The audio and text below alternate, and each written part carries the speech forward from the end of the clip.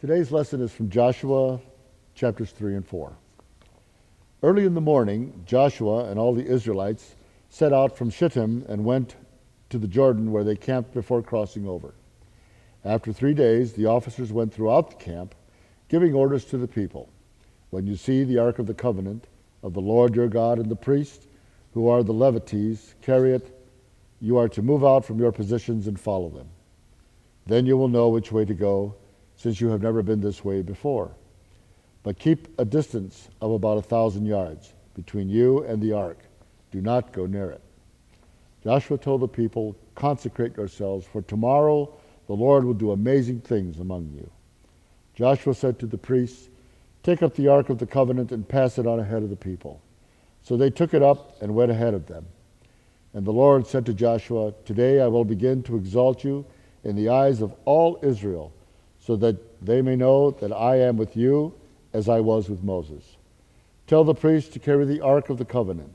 When you reach the edge of Jordan's waters, go and stand in the river. Joshua said to the Israelites, come here and listen to the words of the Lord your God. This is how you will know that the living God is among you, and that he will certainly drive out before you the Canaanites, the Hittites, the Hivites, the Perizzites, the Girgashites, the Amorites, and the Jebusites. See, the Ark of the Covenant of the Lord of all the earth will go into the Jordan ahead of you. Now then, choose 12 men from the tribes of Israel, one from each tribe.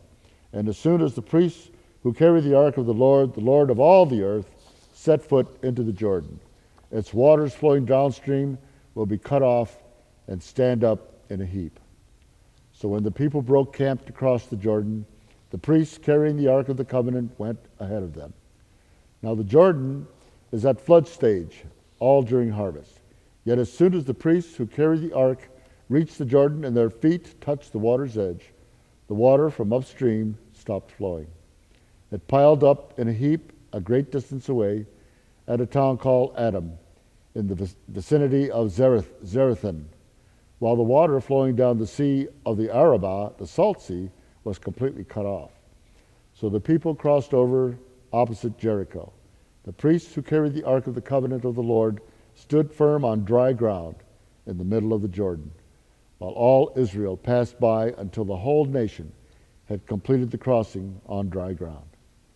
This lesson is Joshua 4. When the whole nation had finished crossing the Jordan, the Lord said to Joshua, choose 12 men from among the people, one from each tribe, and tell them to take up 12 stones from the middle of the Jordan, right from where the priest stood, and to carry them over with you and put them down in a place where you stay tonight. So Joshua called together the 12 men he had appointed from the Israelites, one from each tribe. And he said to them, go over before the ark of the Lord of your God into the middle of the Jordan.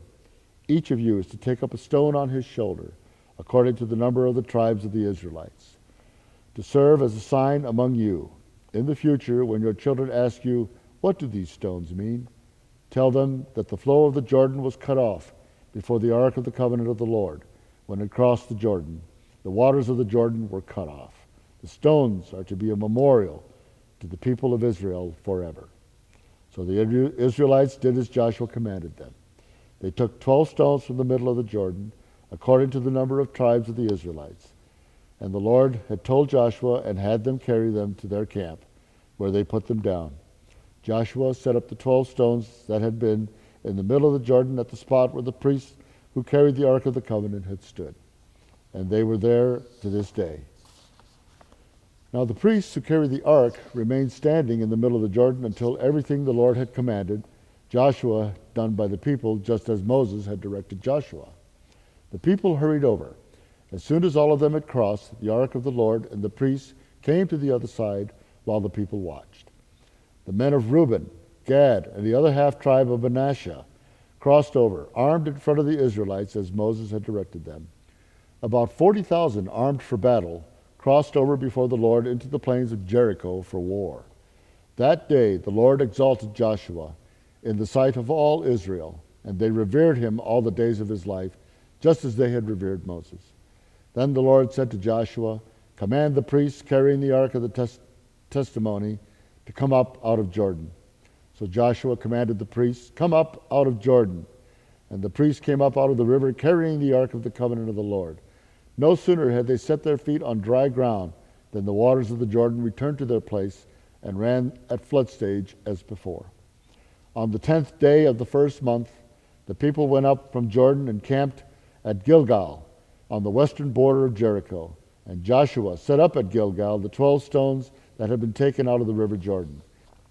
He said to the Israelites, "In the future, when your descendants ask their fathers, 'What do these stones mean?' tell them Israel crossed the Jordan on dry ground. For the Lord your God dried up the Jordan before you until you had crossed over. The Lord your God did to Jordan just what he had done to the Red Sea when he dried it up before us until we had all crossed over. He did this so that the people of all the earth might know that the hand of the Lord is powerful, so that you might always fear the Lord your God." The end of the lesson.